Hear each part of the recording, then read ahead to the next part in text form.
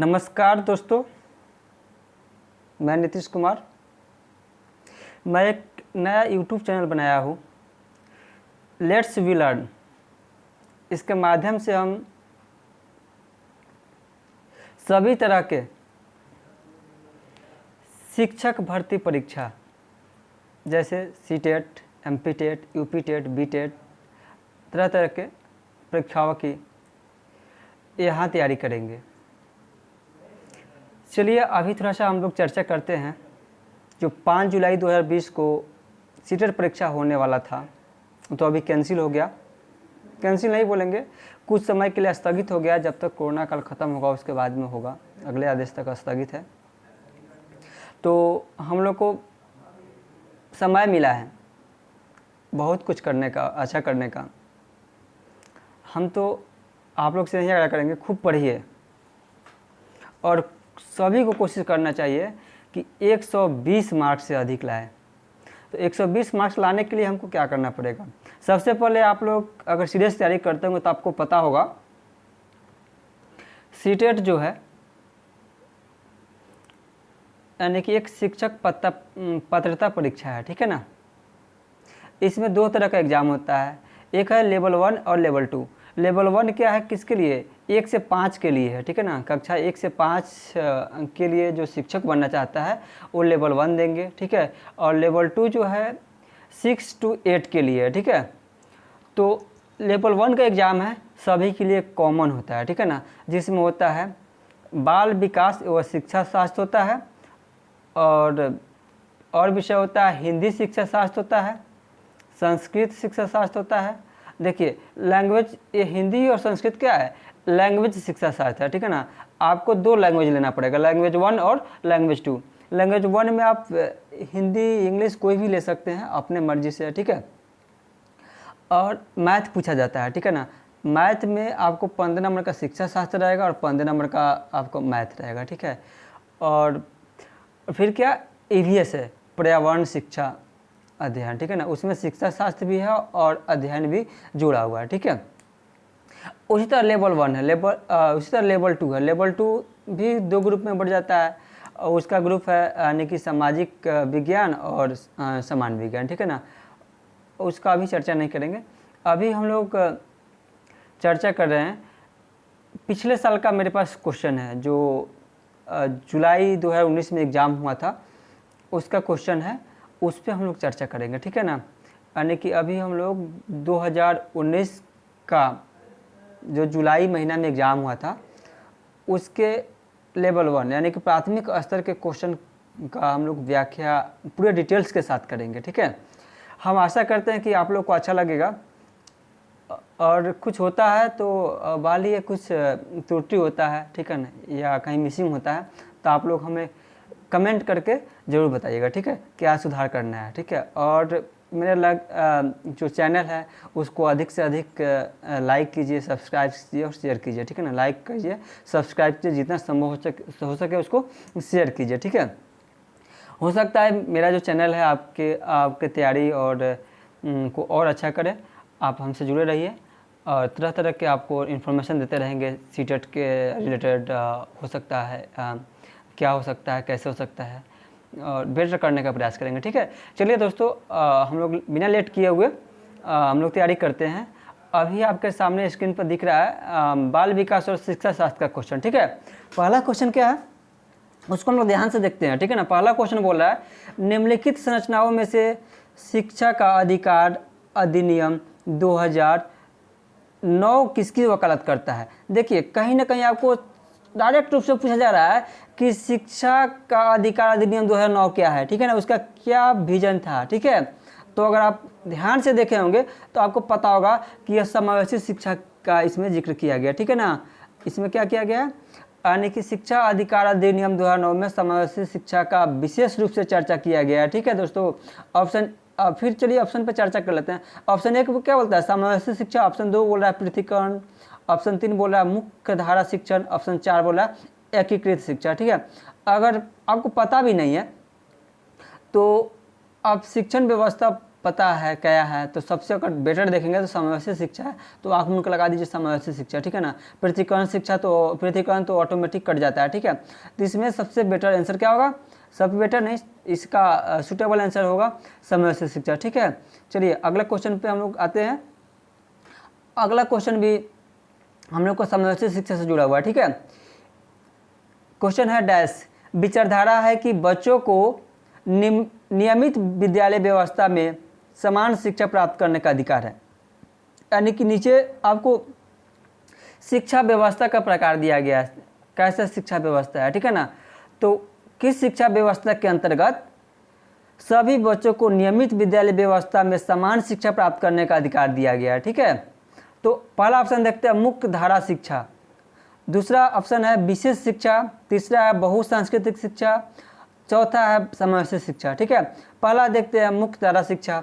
मुख्य धारा शिक्षा है तो उसमें भी कुछ बच्चों को समाहित किया गया था, ठीक है, मेन स्ट्रीम में लाने का प्रयास किया गया था, ठीक है। लेकिन इसमें सबसे बेटर क्या होगा, समावेशी शिक्षा होगा, ठीक है ना। समावेशी शिक्षा में बच्चों को नियमित विद्यालय व्यवस्था में समान शिक्षा प्राप्त करने का अधिकार है, ठीक है ना। आप यदि समावेशी शिक्षा पढ़े होंगे तो उसका क्या है विशेषता, शिक्षा व्यवस्था की वैसी प्रक्रिया जिसमें सभी प्रकार के बच्चे एक विद्यालय में एक साथ रहकर अध्ययन या अधिगम प्राप्त करते हैं, वही क्या है समावेशी शिक्षा है, ठीक है। चलिए दोस्तों अगला क्वेश्चन पे हम लोग ध्यान देते हैं। अगला क्वेश्चन क्या है, शिक्षक चाहिए कि, क्वेश्चन बोला है शिक्षक को चाहिए कि, तो हम लोग ऑप्शन से देखते हैं। ऑप्शन एक बोलता है विशेष संस्कृति या समुदाय के बच्चों को बढ़ावा दे, ठीक है ना। यदि आप शिक्षक हैं तो क्या करेंगे, क्वेश्चन यही पूछना चाह रहा है। तो यदि आपके क्लास में विशेष संस्कृति और समुदाय के बच्चे हैं तो उसको बढ़ावा देंगे, ये बिल्कुल नहीं देंगे। ये पहला ऑप्शन गलत हो जाता है। यदि आप देते हैं तो क्या है कहीं ना कहीं गलत है, ठीक है। तो पहला ऑप्शन आपका गलत हो गया, ठीक है। ऑप्शन दो क्या बोलता है, वह विद्यार्थी के बीच संस्कृति विभिन्नताओं तथा विविधताओं की अनदेखी करेगा, ठीक है। तो ऐसा हो नहीं सकता है कि आप टीचर हैं, एक अच्छे शिक्षक हैं, तो विद्यार्थियों के बीच जो सांस्कृतिक विभिन्नता है और विविधता को आप अनदेखी कर दें। अनदेखी करते हैं तो आप एक अच्छे टीचर नहीं हो सकते हैं, इसलिए ऑप्शन नंबर 2 भी गलत हो जाता है, ठीक है। अगला ऑप्शन पर ध्यान देते हैं। अगला ऑप्शन क्या है, यह संप्रेषित करे कि कक्ष में सभी संस्कृतियों को समान करती है तथा महत्व देती है। ये बिल्कुल सही है। यानी कि यदि आप शिक्षक हैं तो आप इस चीज़ को सुनिश्चित करें, कक्षा को ऐसा मेंटेन रखें या ऐसे बना कर रखें कि आपके कक्ष में सभी संस्कृतियों का समान हो तथा सभी को समान रूप से महत्व दिया जाए। ये सबसे सही आंसर है। तो दोस्तों इसका आंसर क्या हो जाएगा, संप्रेषित करे या यह सुनिश्चित करे कि कक्ष में सभी संस्कृतियों को समान करती है तथा महत्व देती है। इसका आंसर 3 नंबर हो जाएगा, ठीक है। चलिए अगला क्वेश्चन 4 नंबर है, ठीक है। उसको हम लोग देखते हैं क्या है, प्रभावी बच्चे प्रभावी रूप से सीखते हैं। जब आपसे पूछा जा रहा है प्रभावी अधिगम कैसे होगा, ठीक है ना। आपके क्लास में बच्चा है तो प्रभावी रूप से कैसे सीख सकता है, ठीक है ना, इसके बारे में पूछा जा रहा है। तो अगला ऑप्शन देखते हैं। ऑप्शन क्या है, ऑप्शन 1 बोलता है वे पाठ्य पुस्तक दिए गए तत्वों को याद करते हैं, ठीक है। तो यदि बच्चा पाठ्य पुस्तक में दिए गए तत्व को याद कर ले तो प्रभावी शिक्षण नहीं होगा, ठीक है ना। याद करना ही प्रभावी शिक्षण नहीं है, इसलिए क्या होता है, ये भी आंसर आपका गलत हो जाता है, ठीक है। तो इस पहला ऑप्शन देखिए तो देखने में ही क्या हो जाएगा, गलत हो गया, ठीक है। चलिए अगला ऑप्शन पे हम लोग ध्यान देते हैं। पहला थोड़ा सा टेक्निकल प्रॉब्लम आ रहा है, देख लेते हैं। पहला ऑप्शन गलत हो गया, ठीक है। अगला ऑप्शन देखते हैं, वे श्यामपट्ट पर अध्यापक के द्वारा लिखे गए उत्तरों की नकल करते हैं, ठीक है ना।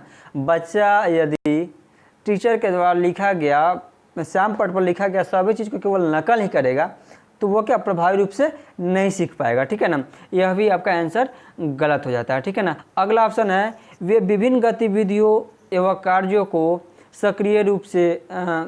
में सक्रिय रूप से भाग लेता है, ठीक है। ये आंसर बिल्कुल सही है।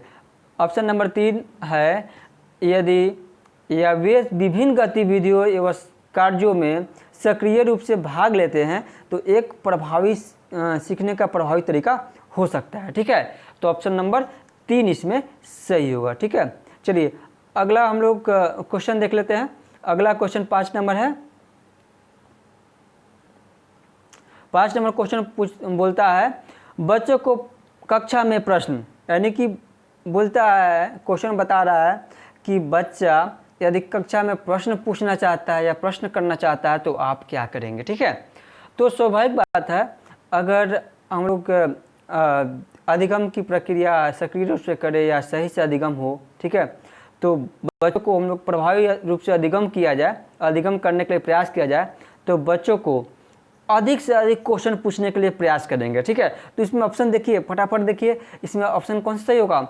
ऑप्शन नंबर 4 देखते हैं तो लिखा गया पूछने के लिए प्रेरित करना चाहिए। ठीक है, तो ये ऑप्शन बिल्कुल सही हो गया, हमको बच्चों को क्वेश्चन पूछने के लिए प्रेरित करना चाहिए। ठीक है, तो सक्रिय रूप से अधिगम करेंगे। ठीक है, चलिए अगला क्वेश्चन की तरफ ध्यान देते हैं। अगला क्वेश्चन 6 नंबर है। 6 नंबर में क्वेश्चन बोलता है निम्नलिखित में से कौन सी एक मुख्य प्रक्रिया नहीं है जिसके द्वारा सार्थक अधिगम घटित नहीं होता है। देखिए ऐसे क्वेश्चन को दोस्तों बहुत ध्यान से देखना पड़ता है।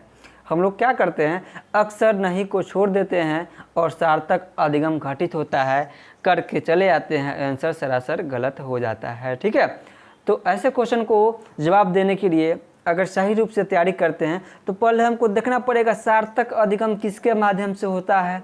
अगर इसका पता लगा लेंगे तो हम लोग आसानी से पता लगा सकते हैं किसके माध्यम से सार्थक रूप से अधिगम नहीं घटित होता है। ठीक है दोस्तों, तो पहला ऑप्शन की तरफ ध्यान देते हैं। तो पहला ऑप्शन बोलता है पुनरावृत्ति और अभ्यास करके, यानी किसी भी अभ्यास को बार बार दोहरा करके हम सार्थक अधिगम कर सकते हैं। ये तो बिल्कुल सही है। ठीक है, यानी कि अधिगम इसके द्वारा सार्थक अधिगम होता है। तो इसको अगला ऑप्शन क्या है, निर्देश और संचालन करके, निर्देश और संचालन के माध्यम से भी सार्थक अधिगम होता है।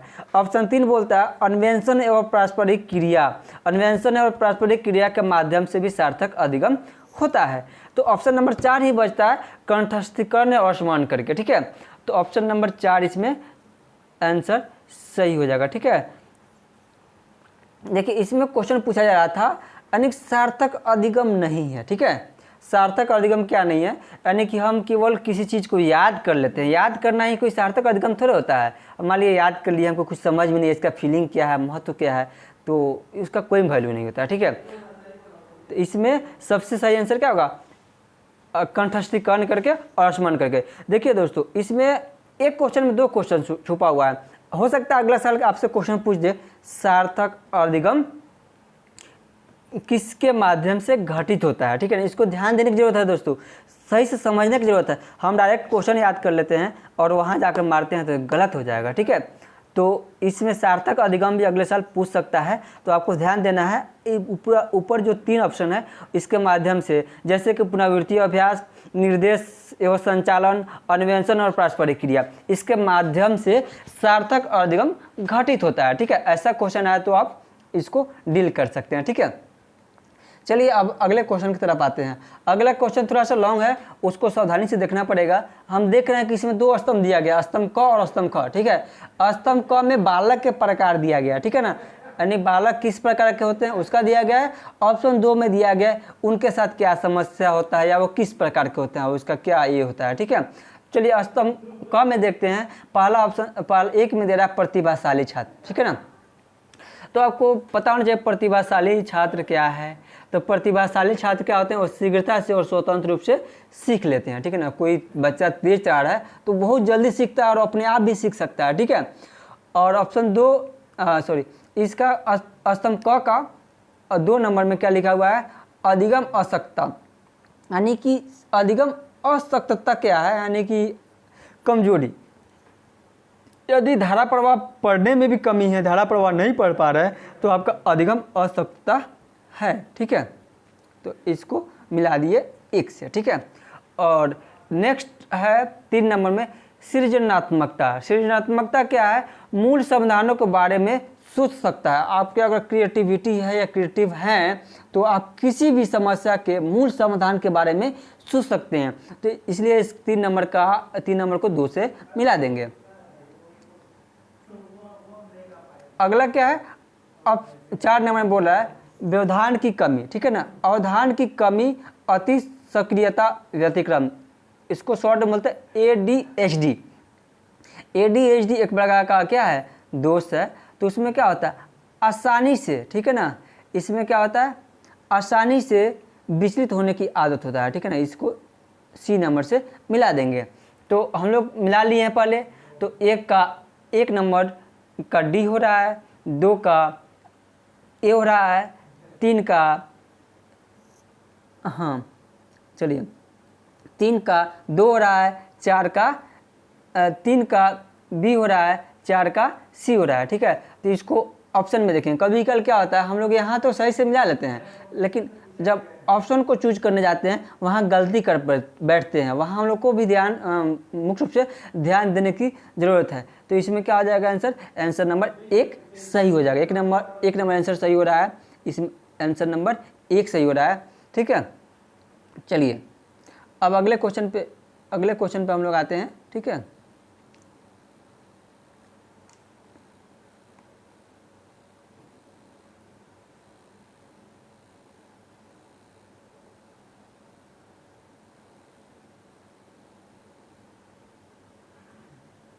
हाँ, अगला क्वेश्चन क्या है? बच्चों की गलतियाँ, ठीक है ना। यानी कि स्वाभाविक बात है, बच्चे सीखेंगे, कोई भी अधिगम करेगा तो उसके साथ गलती होगा ही, ठीक है। तो आपसे पूछा जा रहा है गलती के बारे में, पूछा जा रहा है गलती क्या है, कैसे है, ठीक है। तो इसके ऑप्शन से हम लोग देखते हैं कि ऑप्शन क्या बोलना चाहता है, ठीक है। ऑप्शन 1 बोलता है बार बार अभ्यास करने के लिए कहकर तुरंत सुधार देनी चाहिए, ठीक है ना। बच्चे अगर गलती करते हैं तो उसको बार बार अभ्यास करने के लिए कहेंगे और तुरंत सुधार देंगे, ठीक है ना। तो ऐसा करना भी सही है। अगर गलत है, अगर उसको सुधार देते हैं तो फिर वो ऐसे करते रहेगा, ठीक है ना। देखते हैं, ये भी सही हो सकता है, लेकिन इससे भी सूटेबल होगा उसको ध्यान देना है, ठीक है। अधिगम का एक भाग है तथा उनके विचारों में एक अंतर्दृष्टि देती है, ठीक है। ऑप्शन 3 है शिक्षण अधिगम प्रक्रिया में महत्वहीन है। ऑप्शन 4 बोलता है प्रदर्शित करती है कि बच्चे कितने लापरवाह हैं। चारों ऑप्शन से देखते हैं तो हम लोग को 2 ऑप्शन पहले ही खत्म हो जाता है, जो कि नकारात्मक दिखा रहा है, ठीक है ना। ऑप्शन 3 और 4 उसको हटा देते हैं। थोड़ा सा हम लोग कन्फ्यूजन होगा 2 और 1 में, ठीक है। 1 में देख रहे हैं बार बार अभ्यास करने के लिए कहकर सुधार देना चाहिए, ठीक है ना। और गलती क्या है? अधिगम का एक भाग है, उसके माध्यम से उनके विचार में क्या होता है? अंतर्दृष्टि देती है, ठीक है ना। तो इसमें सबसे सुटेबल क्या हो जाएगा? ऑप्शन नंबर 2 हो जाएगा। अधिगम का एक भाग है, यानी कि गलती, बच्चे की गलतियाँ क्या होता है? एक अधिगम का भाग होता है तथा उनके विचार में एक अंतर्दृष्टि देती है, ठीक है। इसका सही आंसर हो जाएगा 2 नंबर, ठीक है। चलिए अगला क्वेश्चन 9 नंबर है। आपसे पूछा जा रहा है मूल्यांकन के बारे में, ठीक है ना। क्या पूछा जा रहा है? मूल्यांकन के बारे में, ठीक है। पहला ऑप्शन है शिक्षण अधिगम प्रक्रिया का एक भाग होना चाहिए। जैसा कि हम लोग देख रहे हैं पहला ऑप्शन को देखते ही लग रहा है कि यही आंसर सही होना चाहिए, फिर भी देख लेते हैं। तो आप मूल्यांकन के बारे में पढ़े होंगे। तो मूल्यांकन क्या है? शिक्षण अधिगम प्रक्रिया का एक अभिन्न अंग है जो सतत रूप से चलना चाहिए, ठीक है। तो ऑप्शन नंबर 1 इसका सही हो जाएगा, ठीक है। बाकी सब देखेंगे तो देख लेते हैं, एक बार चर्चा कर लेते हैं क्या है। ऑप्शन नंबर 2 बोल रहा है केवल नंबरों के संदर्भ में करना चाहिए। देखिए मूल्यांकन केवल नंबर के संदर्भ में करते हैं तो गलत है, ठीक है, ये गलत है, ठीक है ना। ऑप्शन 3 बोलता है वस्तुनिष्ठ प्रकार के लिखित कार्यों पर आधारित होना चाहिए। तो क्या मूल्यांकन केवल वस्तुनिष्ठ प्रकार के प्रश्नों से ही करेंगे? ये भी बिल्कुल गलत है। केवल मूल्यांकन वस्तुनिष्ठ प्रकार के लिखित परीक्षा से नहीं हो सकता। आपको देखते होंगे जब भी मूल्यांकन का मतलब होता है इवैल्यूएशन, यानी कि अगर नहीं समझ पा रहे हैं तो उसको सीधा समझिए परीक्षा, ठीक है। परीक्षा में जब होता है तो उसमें बहुत सारे प्रश्न होते हैं, वस्तुनिष्ठ भी होते हैं और आपको आपको लिखित परीक्षा भी होता है, लघु उत्तरीय दीर्घ उत्तरीय परीक्षा भी होता है, ठीक है। और एक अलग गतिविधि है, एक अलग गतिविधि भी नहीं है। तो इसका सही आंसर क्या आ जाएगा? क्या है? मूल्यांकन एक शिक्षण अधिगम प्रक्रिया का क्या एक भाग होना चाहिए, ठीक है। इसका आंसर ये हो जाएगा, ठीक है। चलिए अगले क्वेश्चन की तरफ आते हैं। अगला 10 नंबर क्वेश्चन है, बोलता है संरचनात्मक दृष्टिकोण के अनुसार अधिगम क्या है। क्वेश्चन यही पूछना चाह रहा है, ठीक है ना। तो देखिए सबसे पहला बात, अधिगम है तो सक्रियता आएगा ही आएगा, ठीक है। तो पहला ऑप्शन दे रहा है यह, यानी कि ऑप्शन 1 बोला है एक निष्क्रिय और व्यक्तिपरक क्रिया है, ठीक है।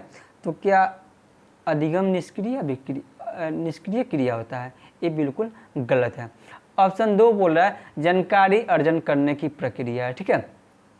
चलो थोड़ा देर मान लेते हैं, अधिगम क्या है? जानकारी अर्जन करने की प्रक्रिया है, ठीक है।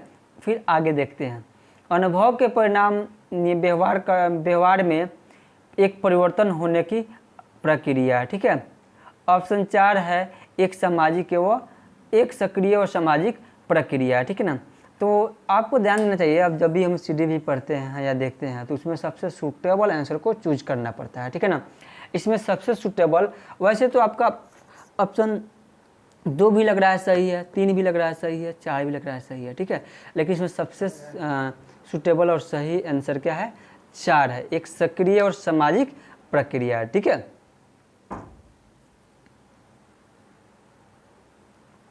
चलिए दोस्तों अब फिर अगले क्वेश्चन की तरफ हम लोग चलते हैं। अगला क्वेश्चन 11 नंबर है।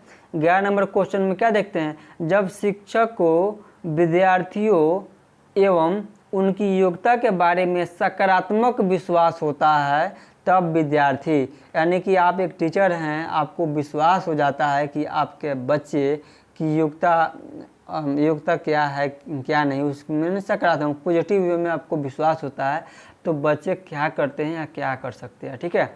तो स्वाभाविक बात है, बच्चे के अंदर क्या होगा, सीखने के लिए उत्सुकता बढ़ेगा और प्रेरित हो जाएंगे, ठीक है ना। यानी कि ऑप्शन नंबर 4 सही हो जाएगा, ठीक है।